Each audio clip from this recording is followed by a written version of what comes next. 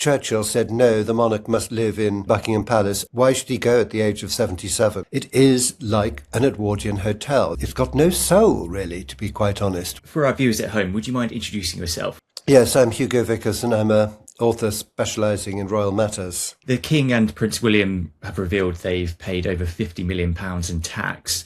Is this genuine accountability, or is it a PR stunt to distract us from the fact the public funding is doubling to £100 million? Well, I think that you will find that the monarchy has always been very transparent about its accountability and where money goes. Sometimes, I think, almost too much, because, you know, in the days of the royal train, they would suddenly announce that a particular journey had cost £6,000, which looks bad in the press, but that would be presumably because of the expense of the train and maintaining it, etc., and they balance it. But they are very transparent, more so than most government offices, I think you'll find. And until 1997, or just thereafter, the Queen didn't pay tax at all. And then, of course, as you know, John Major announced that she would pay tax. And, you know, their tax affairs are no doubt dealt with in the same way as all of us. They have certain expenses which they can put against them and so forth. But contributing back, you know, 30 million, the King, and 7.7 million, I think, the Prince of Wales. It's all a help to the economy. The public just spent £369 million refurbishing Buckingham Palace. If the King isn't living there, are taxpayers right to feel cheated? I don't think so, because, as we've said before, Buckingham Palace is still, you know, the headquarters, if you like, of the monarchy. It's where all the important things will take place, state visits, state banquets, meeting the Prime Minister, meeting, you know, all the people that the King meets regularly. But it's not really a home, you know, it's like, it's built round a courtyard, so it's kind of got private residence on one side. It's like living in a hotel. You know, when the Queen came out of her rooms, she'd come out into a corridor, and you could tell if the Queen was there because there would be a page outside the door. So it's like living in an Edwardian hotel. It's not very comfortable. None of them have ever really liked living there. You know, I think you should look at refurbishing Buckingham Palace just the same way as you would looking if they were refurbishing the Palace of Westminster, House of Commons, House of Lords. It's a working office, and that's how it should be treated. And if the King opens it up even further, because he's opened up the front rooms where the room where the balcony is and so forth, and people are flocking to come in and visit. The King's Gallery is a great success. It also makes money and pays large extent for itself. As you know, originally, opening up Buckingham Palace was the way that the Queen paid for the restoration of Windsor Castle after the fire. And it was such a success that she kept on opening it to support the royal collection.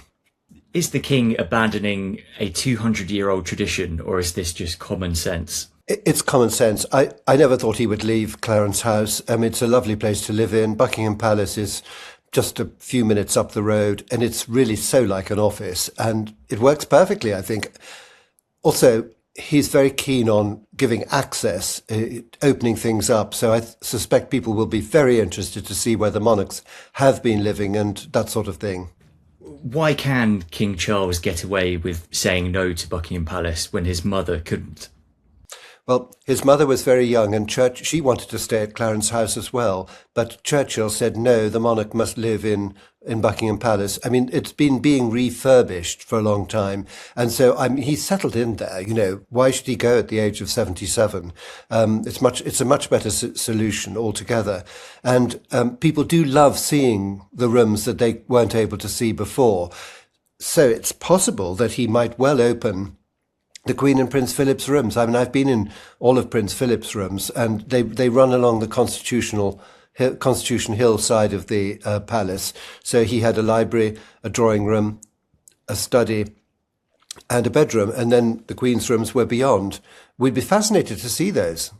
Does moving out now make the monarchy look less resilient or more modern? I don't think it makes any difference at all. I mean, the Buckingham Palace will always be where state occasions take place, state visits, banquets, investitures to some extent, although many of those are now done at Windsor Castle. And the King, whenever he needs to go to Buckingham Palace, all he has to do is hop into the car. 2 minutes later, he's in the palace. So why shouldn't he stay at Clarence House and live more modestly? I think people will probably commend this, to be quite honest.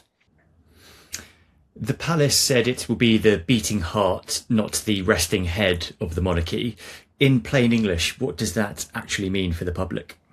It means that he will live quietly at home at Clarence House, and when he comes out to do something for Britain, to host somebody or meet the Prime Minister, he'll do it at Buckingham Palace as they always have done. So I think that it's a rather a good soundbite, that one. Why is Clarence House so much more appealing to the king than Buckingham Palace?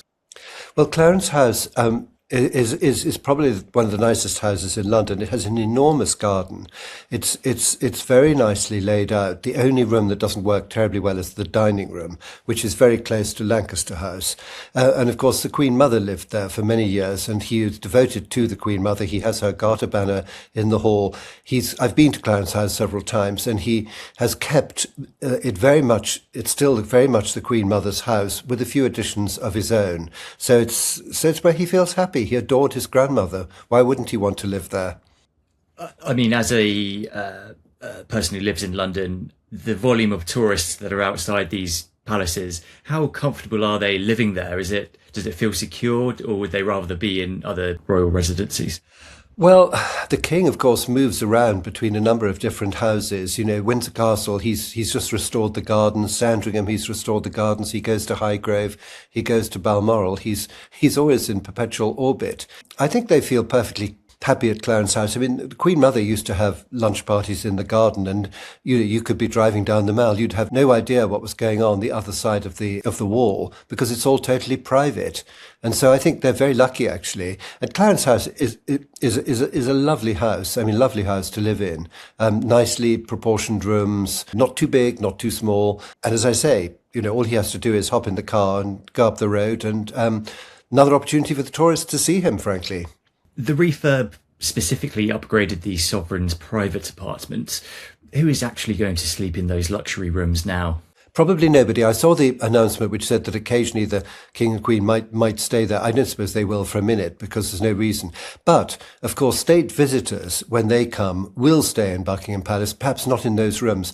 But I'm wondering, and I have to just say I'm only wondering, whether in fact they won't open up those rooms and allow people to see them, because that would be terribly interesting. We've occasionally saw the Queen receiving the Prime Minister in a certain room, a room which is not on the general tour of Buckingham Palace. So to actually go into those rooms and see them be very easy to do, because, as I said before, they're in a long straight line down that corridor, and would be very interesting.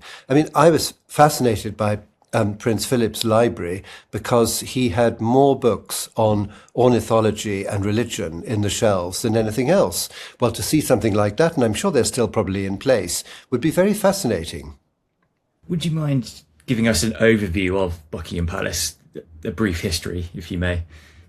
Well, yes, Queen Victoria was the first. It originally was called Buckingham House, and it belonged to the Dukes of Buckingham, and it was acquired, I think, in the reign of William IV. And Queen Victoria was the first queen to actually live there, and it's never been very comfortable. I mean, I think she much preferred Windsor, Osborne, Balmoral, particularly as well. Later on, around about 1910, 1911, they redid the facade. Aston Webb redid the facade of Buckingham Palace as we see it today, including the balcony, which has always been a great feature of royal events, when they come out, kiss each other when they get married, or watch the fly past after the Trooping the Colour and so forth. But, I mean, I've been to Buckingham Palace many, many times since 1972, and, fascinating as it is to go there, it is like an Edwardian hotel. It's got long corridors.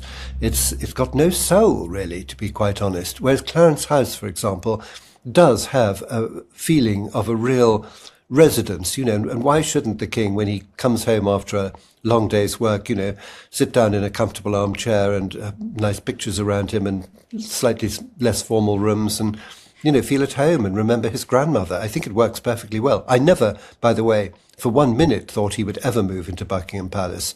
The moment that I heard that he was going to stay at Clarence House during the refurbishment, I thought, well, they're bound to say, he's too old. Why should he move now? I mean, he's 77. If the refurbishment, when it was finished, I mean, he's going to would be moving in at the age of 80. Well, that's ridiculous. Clarence House, to me, is quite striking in terms of its location. If you're a visitor, you'd just be drawn to Buckingham Palace. What was the original intention of that building? Was it always meant to be a more discreet It was alternative? various people have lived in Clarence House over the years. Queen Adelaide lived there. The Duke of Connaught lived there for a very long time, son of Queen Victoria. He died in 1942. After that, that was obviously he died in the war, so it was used for sort of war purposes, if you like, for I can't remember exactly what they used it for, but it was certainly used for administrative or, offices to do with winning the war. So after the Queen got married, it was then refurbished for her to live in, and she moved in, and Prince Philip had a big hand in redesigning the kitchens and so forth. They weren't there for very long, and they would have loved to have stayed there. And so they moved out. And then what was rather interesting after that was that Queen Mary was still alive, and she was living at Marlborough House, which, as you know, is next door to St James's Palace. Clarence House is attached to St James's Palace. Marlborough House is much bigger. And so the Queen Mother, I think, kind of had her eye on Marlborough House at one point, but Queen Mary was still there. Fun enough, by the time Clarence House was prepared for her, Queen Mary had died, but she moved in there and she lived there until she died. But she, of course, also had alternative residences like Royal Lodge, which she liked very much in the park at Windsor, and she would go to Birk Hall, and she would go to her little Castle of May, right on the north of Scotland. So it's been a royal residence. The difference is Buckingham Palace is a huge palace and an administrative palace. The offices of the private secretaries are there. There's a lot of other things going on in Buckingham Palace, which are not going on in Clarence House, and Clarence House is a home. Prince William reportedly has no plans to ever move into Buckingham Palace. Is this the death of the palace as a royal home forever? Well, home possibly, but not as the central heartbeat of the monarchy, if you like. But Prince William will definitely have to come up to London. I mean, he cannot expect ministers to go down to Forest Lodge in Windsor. I mean, Queen Victoria could get away with that. She could make them come to Balmoral. She could make them come to Osborne. They used to have to sort of take an awful boat across to Osborne to see her. Wherever she was, she made them come. Things are different these days. The monarch, realizes that ministers are busy. So he will have to use the palace in the same way that his father does, even if he doesn't live there. He may spend the odd night there, like just before the Trooping the Colour, let's say, something like that, where it's convenient to be in London early in the morning. Who knows? What's your assessment of the royal family as a whole? Maybe what's it looking like for the next 2, 3, 5 years for the family? Well, I mean, I think we all accept that the king is doing a brilliant job. He's fighting a form of cancer. He has good days and bad days. He was triumphant in Washington. I mean, that was when you really saw the benefit of a king like him, because he could have got away with saying the things that he did to Congress and being extremely well received. Anyone else who tried that wouldn't have worked. And indeed, the king and Prince William are the only two people in Britain that President Trump respects. So they're doing a good job. To be honest, also, of course, if you think about it, about 2 years ago when the king was really ill, Prince William hosted a garden party at Buckingham Palace. He got all his young cousins to come and help him host it. And there was a lot of energy. I know people who went to that, and they said it was absolutely wonderful. So whereas I could be a bit mischievous, I could give you a very good impersonation of what the king would say to you at a garden party if he met you. No idea what Mike Tyndall would say to you. So I think the next generation of the royal family will have an enormous amount of energy. And that, of course, I think will be very exciting when it happens, in the fullness of time.